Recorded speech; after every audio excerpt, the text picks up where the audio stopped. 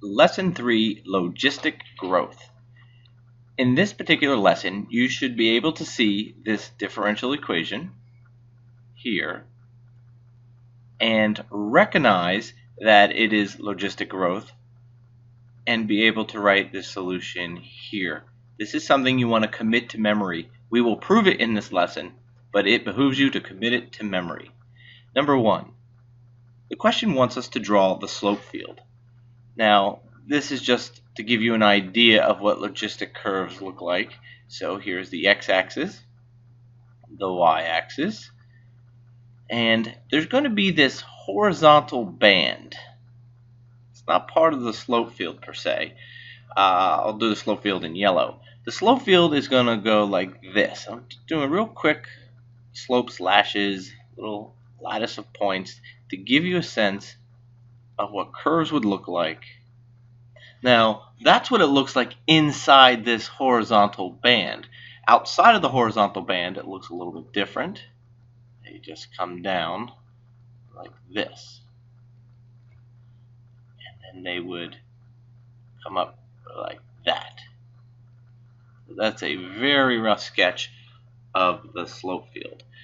For values up here, the logistic growth and simple bounded growth have the same graph, and that is also true down here.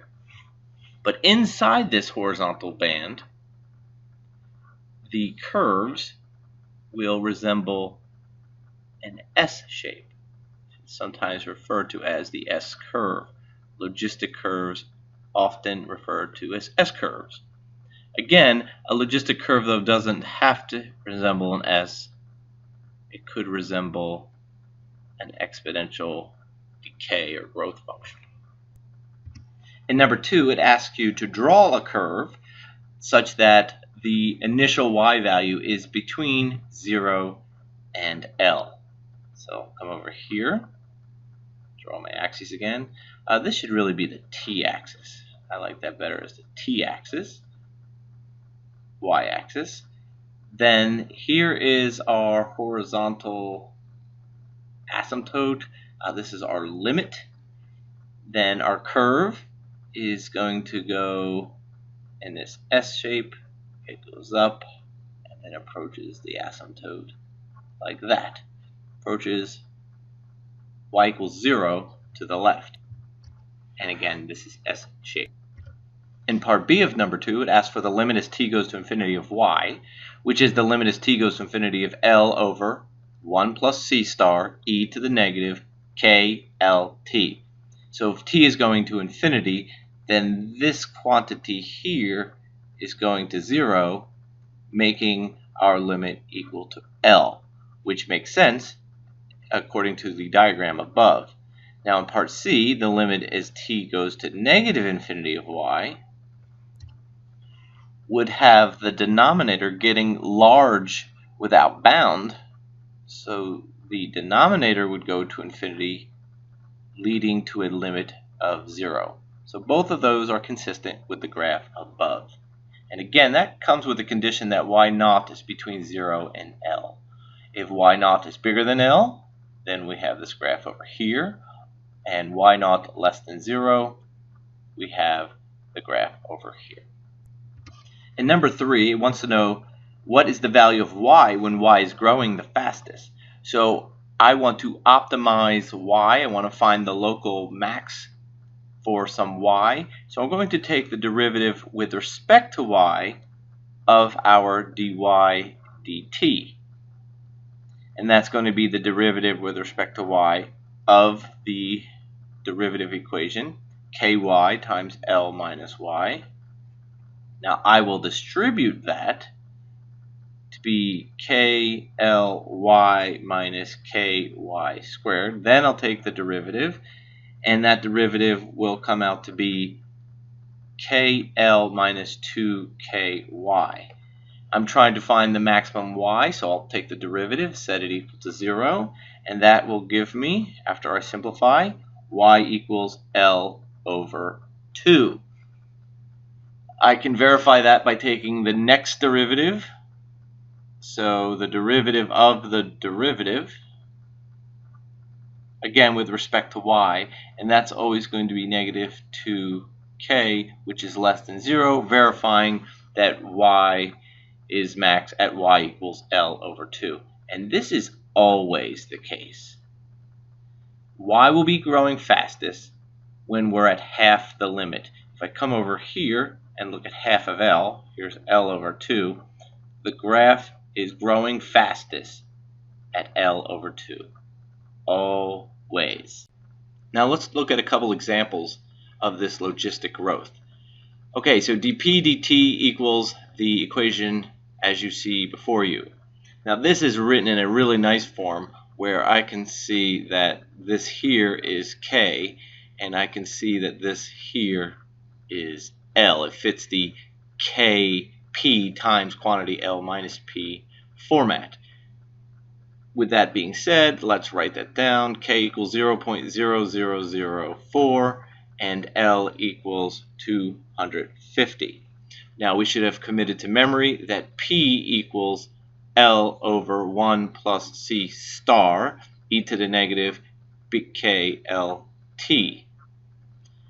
And I'm just going to plug these values in. So I have 250 over 1 plus C star e to the negative k times L, which gives us negative 0.1, and then we have T.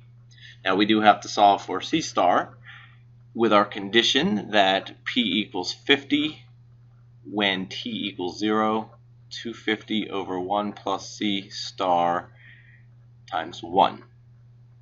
That tells me that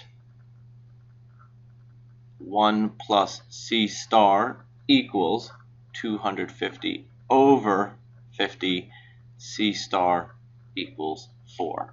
So our final equation, P of T equals 250 over 1 plus 4 e to the negative 0.1 T. Example 2. Now even though this one is not written in the form Kp times quantity L minus P, we can manipulate it to be in the form. So I'll say that dp dt equals, I'm going to factor out a 5p, and that will leave me with 20 minus p. So as long as this p is alone, then we have the form. From this, I can determine that big K is equal to 5 and L is equal to 20. P equals L, 20, over 1 plus C star e to the negative K times L, 100 T. With our condition, 3 equals 20 over 1 plus C star. Therefore, C star equals, let's see, 20 thirds minus 1, 17 thirds. Final equation, P of T equals 20 over 1 plus 17 thirds e to the negative 100 T. And while we're here, it behooves us to ask, when will P be growing the fastest? P will be growing fastest when P is equal to, if you remember, half the limit, 20 over 2. So when P, the population, is 10, it will be growing the fastest. Example 3 certainly doesn't look like the form that we want. What I need to get is dp dt equal to Kp times quantity L minus P. Let's work this out a little bit. Let's first get dp dt by itself, and that will be P over 50 times 2 minus P over 250. Now I have to factor out a 1 over 250 to get the P by itself. So dp dt equals P over, I'll just write it 50 times 250. Now when I factor out a 1 over 250 out of 2, it actually turns that into 500. See, if I would multiply it back in, it would give me 2 minus p. So there I have it. This tells me that big K is 1 over 50 times 250, and L is equal to 500. Gives me P equals 500, 1 plus C star, e to the negative k times L. Well, that's kind of nice. The 500 over this quantity here, so that's going to give me 1 over 25. 1 over 25 t. With the condition 25 equals 500, 1 plus C star, therefore C star is going to equal, now you'll want to do this arithmetic, 1 plus C star equals 20, so C star equals 19, and there we have it.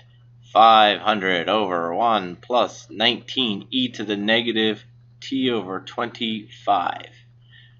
That is our final equation, our final model for P, and P will be growing fastest when P is 250. Example number 4. Because of the limited food space, a squirrel population, P of t, cannot exceed 1,000. P of t grows at a rate, so here we go, we're talking about a rate, proportional to both the existing population and the attainable additional population. If there were 100 squirrels 2 years ago and 1 year ago the population was 400, about how many are there now? What is the squirrel population when it's growing the fastest? First thing, it's already defined that P of t is a squirrel population.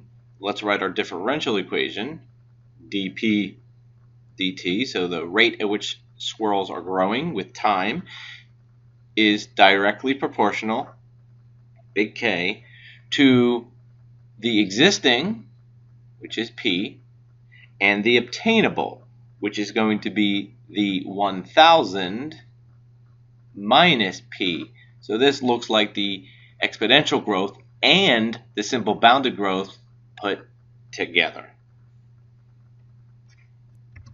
The limit is 1,000, can't exceed 1,000. The initial population is, we're going to call that 100.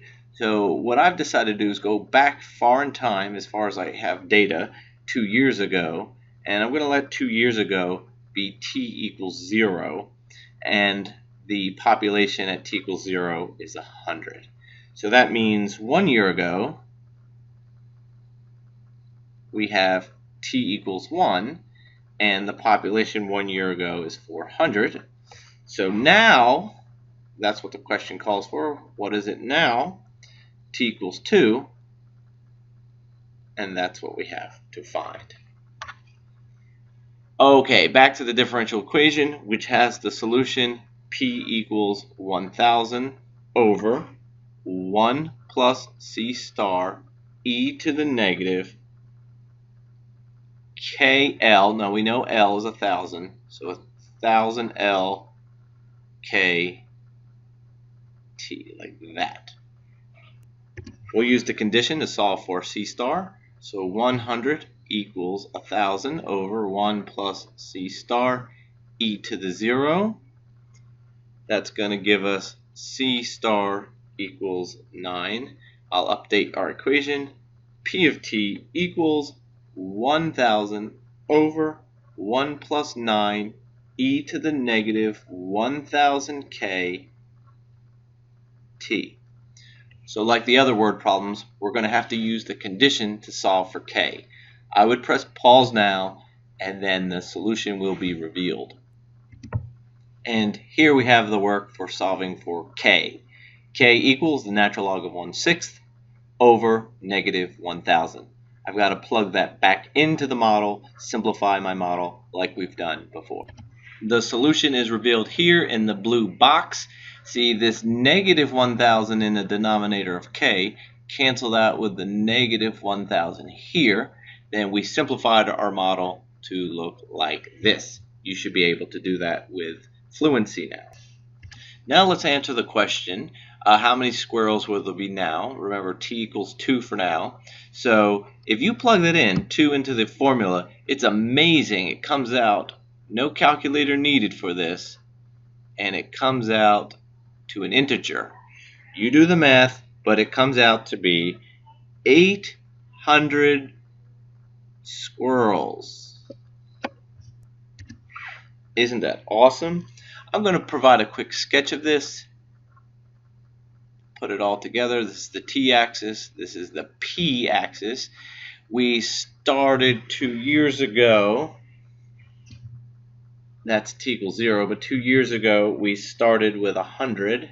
So that was, let's say here, 100.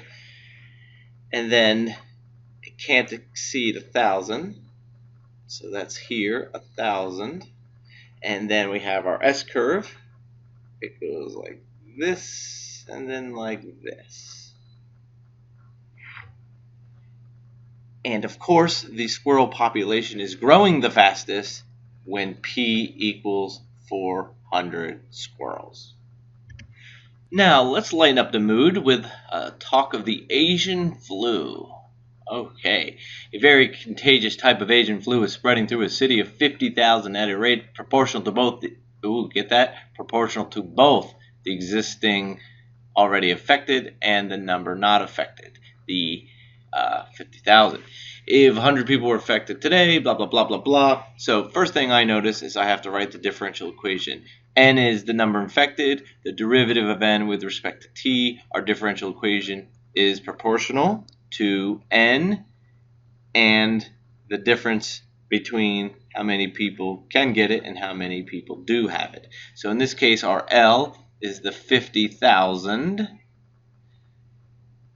I'm going to index this to be yesterday, t equals 0, and yesterday there were 100 people infected. Today, t equals 1, and n at the 1 is 130. Okay, you should press pause and work this out. The fractions don't work as nice as the previous example, but you should be able to solve all of this. And here is our solution before finding k. Press pause, find your k, and then let's check up. And we have now the solution boxed in pink, which is just a nasty, cruel fraction as the base to t. But that's what it equals in the end. When we solve the answer to the question, they want to know how many people will be infected 7 days from now. We just have to be careful. 7 days from now is t equals 8 because now was 1. So n at 8 can be expressed like that. And just in case you're interested, that's approximately 808 people infected by this nasty Asian flu. And of course, we know that the flu is growing the fastest when n, the number of people with the flu, is half the limit, so half of the population. So when the flu is growing the fastest. All right, here we go. We're about to prove this, that when we have this differential equation, it leads to this solution. One last comment before I do the proof, though. Some textbooks, including yours, says dy dt is little k over L times y, L minus y. And that then leads to this, which is y equals L over 1 plus c star e to the negative little k t. I really do believe that my way is better, and I'm not just being pompous here. I like this because this can act as a constant of proportionality, proportional to y in the existing. This is a little bit finicky. When you do it this way, it still works out because what they're calling k, I'm calling big K times L. Or you might say that what I'm calling big K is what they're calling little k divided by L.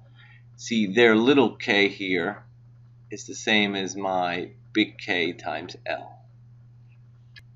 At any rate, we're going to prove that the differential equation leads to this.